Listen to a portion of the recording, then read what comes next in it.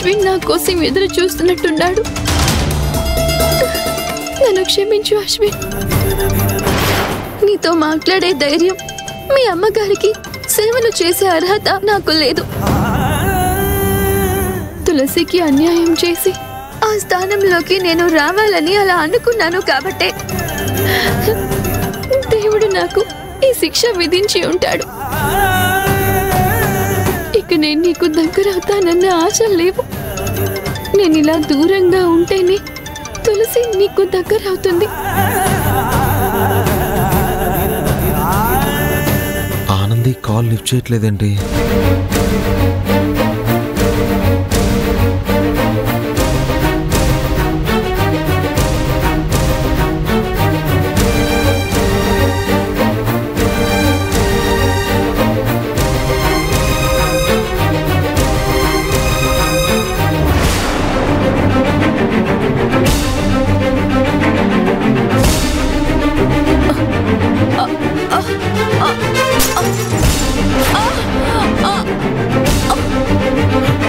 అమ్మా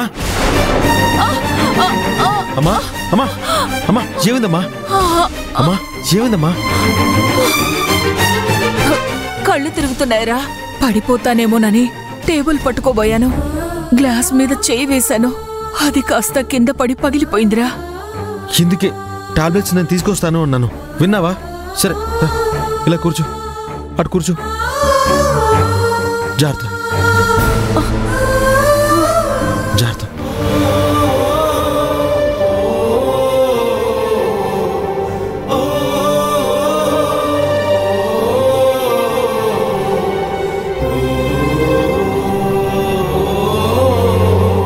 రే అసలే చేయి నొప్పిగా ఉందంటే మళ్ళీ గాజు పెంకులు తీస్తావేంట్రా? పర్వాలేదమ్మా, నువ్వు రెస్ట్ తీసుకో. అయ్యో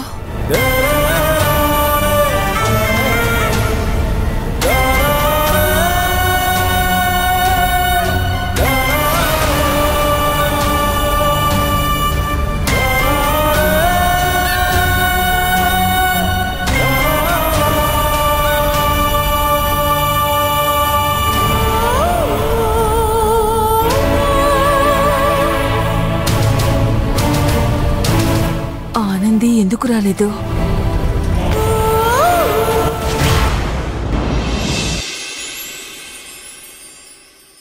అవునా? అశ్విన్కి చేయి కాలిందని మహేష్ గారు చెప్పినా నువ్వు వాళ్ళ ఇంటికి వెళ్ళలేదా?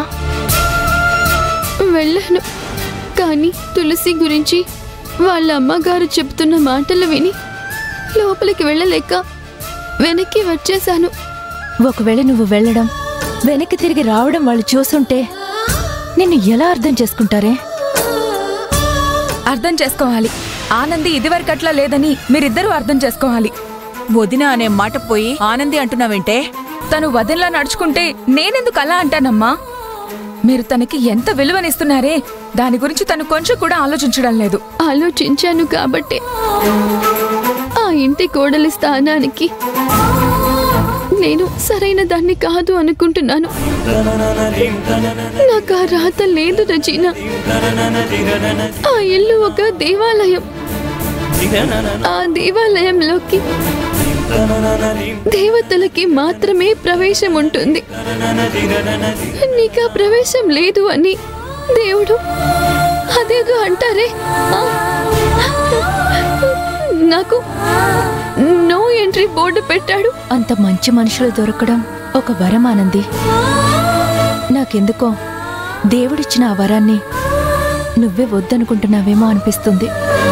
అంటే ఏంటి నువ్వు అనేది? నువ్వు మలినమైనా పర్వాలేదు, వాళ్ళని వదులుకోకు అంటావా? ఏ జన్మలో ఏం పాపం చేశాను, ఇప్పుడిలా చేయని తప్పుకి శిక్ష అనుభవిస్తున్నాను. ఇప్పుడు మళ్ళీ మళ్ళీ తెలిసి తప్పు చేస్తే జన్మ జన్మలకి ఈ పాపం నన్ను వెంటాడుతూనే ఉంటుంది. నీ ఆలోచన తప్పు. ఆనంది గురించి ఏం తెలుసని ఇలా మాట్లాడుతున్నావు? తనెందుకు అలా ఉంటుందో తెలుసా? తన మనసులో ఎలాంటి బాధ ఉందో నీకు తెలుసా? ఆనంది నేను వేరు కాదు, మా మనసులు ఒకటి. వస్తానని కాల్ చేసింది, దారిలో ఉన్నాను అని చెప్పింది. అలాంటి తను ఏ కారణంతో రాలేదు అని ఆలోచించాలి గాని ఇలా పుల్ల విరిచినట్టు మాట్లాడకూడదు ప్రసన్న. అదేంటో చెప్పొచ్చు కదరా. కొన్ని వెంటనే చెప్పుకోలేని ఉంటాయి. అలాంటివి అనుభవంలో కానీ తెలిసిరావు. అది గుర్తుంచుకో. ఎంత కష్టం వచ్చినా తనంతట తను పోరాడుతుంది, బాధపడుతుంది తప్ప ఎవరికీ చెప్పుకోదు ఆనంది. తనేం చేసినా దాని వెనక ఒక కారణం ఉంటుంది. సమయం వచ్చినప్పుడు అది తనే చెప్తుంది. ఈలోగా నువ్వు నోరు పారేసుకోకు. ఇంకా ఎన్నాళ్ళు ఇలా సమర్థిస్తావురా? అసలు ఇవాళ అమ్మని చూడ్డానికి రాలేదన్న కోపంలో అనడం లేదు. నువ్వు తనతో మాట్లాడాలి అని, తనని కలవాలి అని నువ్వెన్ని ప్రయత్నాలు చేస్తున్నావు? ఇవన్నీ ఆనందికి తెలీదంటావా చెప్పు? తెలీదని ఇంకా సమర్థిస్తే అది నీ అమాయకత్వం అవుతుంది. కనీసం అమ్మ హాస్టల్కి వెళ్లి మాట్లాడొచ్చాకైనా తను అమ్మకు కాల్ చేసి మాట్లాడిందా? తన కష్టం ఎవరితోనూ చెప్పుకోకపోతే అది సాల్వ్ ఎలా అవుతుందిరా? ఆవిడ గారి మూడెలా మారుతుంది? సరే, తను చెప్పుకోలేకపోతుంది అన్నప్పుడు అదేదో నువ్వే ఆరా తీసి కనిపెట్టి సాల్వ్ చేయొచ్చు కదా. అలా చేయకుండా ఆనంది రాలేదు, ఆనంది మాట్లాడట్లేదు అని నువ్వు ఎన్నాళ్ళు ఇలా బాధపడతావు? మా ఇద్దరిని ఎన్నాళ్ళు బాధపడతావు? ఇది నువ్వు సీరియస్ గా తీసుకోకపోతే అది నీ ప్రేమనే బ్రేక్ చేస్తుంది. చిన్నదే అయినా అది చెప్తుంది కరెక్టే కదరా అశ్విన్. ఆనందికి కాల్ చేయి, ఎందుకు రాలేదని అడుగుదాం. మీరు కాల్ చేసినా తను అటెండ్ చేయదు. అటెండ్ చేసినా సరైన రీజన్ చెప్పదు. చివరగా ఏం జరుగుతుందో తెలుసా? మీ గౌరవ మర్యాదలు మీరే పోగొట్టుకున్నట్లవుతుంది. ఇక కాల్ చేయాలా వద్దా అని మీరే ఆలోచించుకోండి.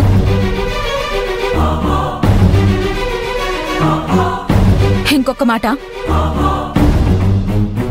నీకు జ్వరం వచ్చింది అని చెప్పినా అన్నయ్య చేతి మీద వేణీళ్లు పడ్డాయని తెలిసినా రాలేదంటే తను మిమ్మల్ని కేర్ చేయటం లేదని అర్థం.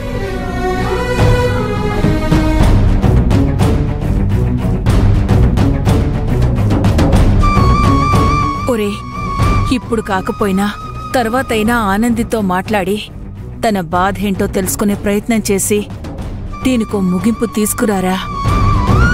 లేకపోతే ప్రసన్న అన్నట్టు మీ మధ్య మరింత ఎడబాటు ఏర్పడుతుందిరా. కోపంతో కాకుండా ప్రశాంతంగా ఆలోచించు.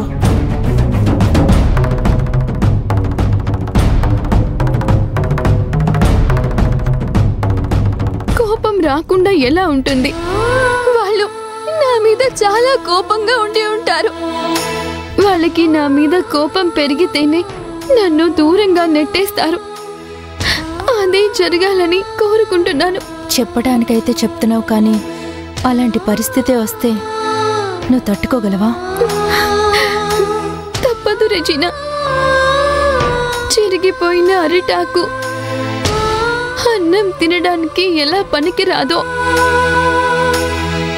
చెడిపోయిన గర్భవతిని అయిన నేను ఆ ఇంటికి ఇప్పుడే కాదు ఎప్పటికీ వెళ్ళడానికి పనికిరాను.